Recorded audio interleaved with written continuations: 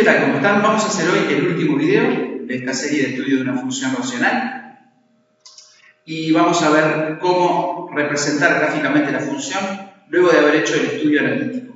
Hay un elemento más del estudio analítico que, como es tan sencillo, decidí no hacer un video especialmente para eso, que es el punto de corte con el eje de la C. El punto de corte con el eje de la C es un punto que nosotros podemos calcular sus coordenadas muy fácilmente y que nos va a servir de referencia para cuando tengamos que hacer el gráfico.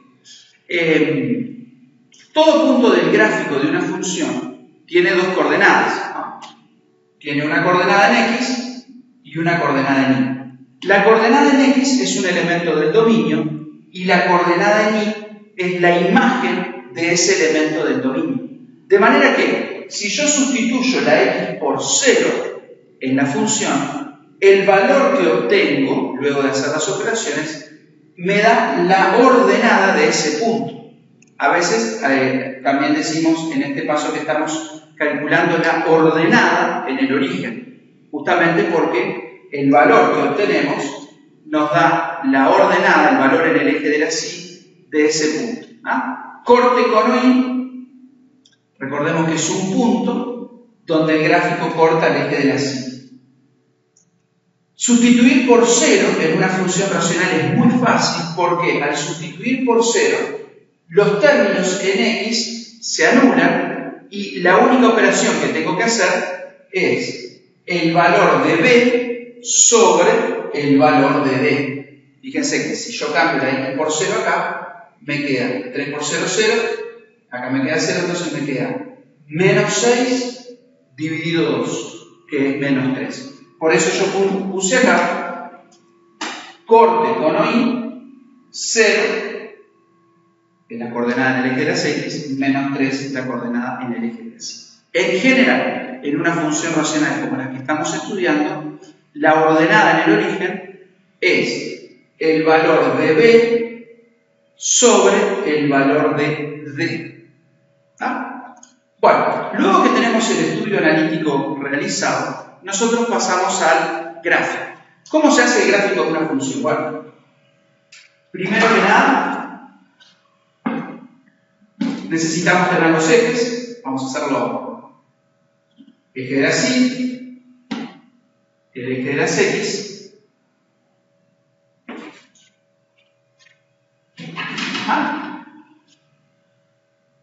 En los ejes tenemos que elegir una escala. Los valores que nosotros elegimos de la escala tienen que ver con los valores que hemos obtenido. Si yo tengo una asíntota horizontal en 30, no voy a hacer una escala de 1, 2, 3, 4, porque 30 se me va para arriba. Entonces tengo que ver un poquito cuál es el rango de valores que he obtenido y en base a eso elegir una escala conveniente.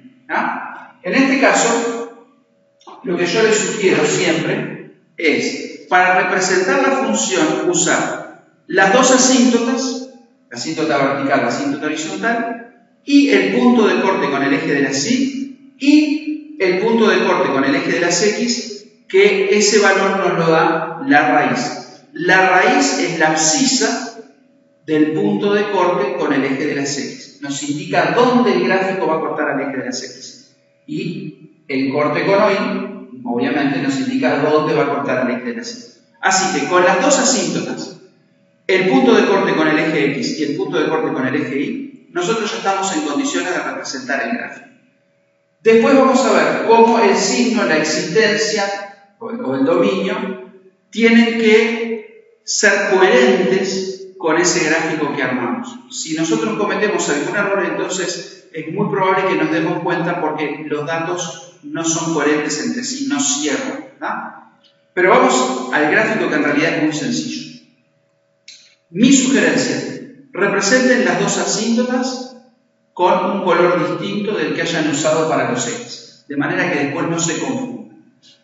Vamos a ver, lo voy a hacer a mano alzada nomás. La asíntota vertical es una recta vertical que corta el eje de las X en menos 2. La dibujo acá con rojo. La asíntota horizontal es una recta paralela al eje de las X que corta el eje de las Y en 3. 1, 2, 3. Mejor se usan reglas para esto, que les quede más prolijito. ¿Está? Así que esta es la asíntota horizontal, asíntota vertical. Este valor es 3 y acá tenemos menos 2. Luego representamos el punto de corte con el eje de las Y, que está en 0, 0 de la X y menos 3, menos 1, menos 2 y menos 3. Y la raíz que nos da la abscisa del punto de corte con el eje de las X, que está en 2.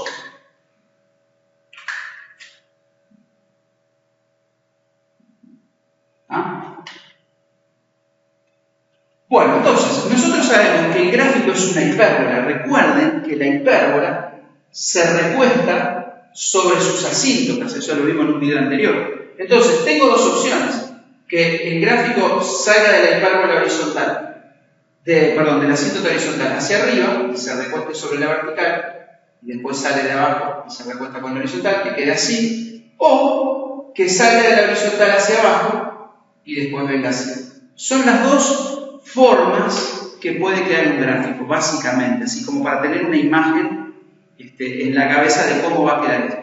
Entonces, si yo veo que las asíntotas me quedaron acá, y yo sé que tiene que pasar por acá, por estos dos puntos, entonces el gráfico va a ser como este. Es decir, que una de las ramas de la hipérbola va a salir de acá, tiene que pasar por menos 3 por 2 y acercarse a la asíntota horizontal. La voy a prolongar un poco. Me va a quedar así. Bueno, acá ando mal de puntería, vamos a hacer trampa. Ahí está menos 3. ¿No? Un poquito de trampa. Bueno, ahí me queda una de las ramas de la hipérbola. Esto se hace a mano alzada, no hay manera de hacerlo con compás ni nada, o sea que tiene que tener un buen pulso. Ahora, la otra rama de la hipérbola es simétrica respecto de este punto. Donde se cortan las asíntotas es centro de simetría de la hipérbola. Por lo tanto, después que yo dibujo una rama que pasa por el punto de corte con el eje de X y el Y, la otra rama yo la tengo que hacer simétrica. Para eso, como esto es un bosquejo, podemos tomar aproximadamente la misma distancia hacia el otro lado, que este punto queda en la mitad, y yo sé que la hipérbola tiene que pasar por acá, y puedo tomar como referencia este punto, más o menos por acá. Bueno, acá se me va a entreverar, voy a borrar esto un poco.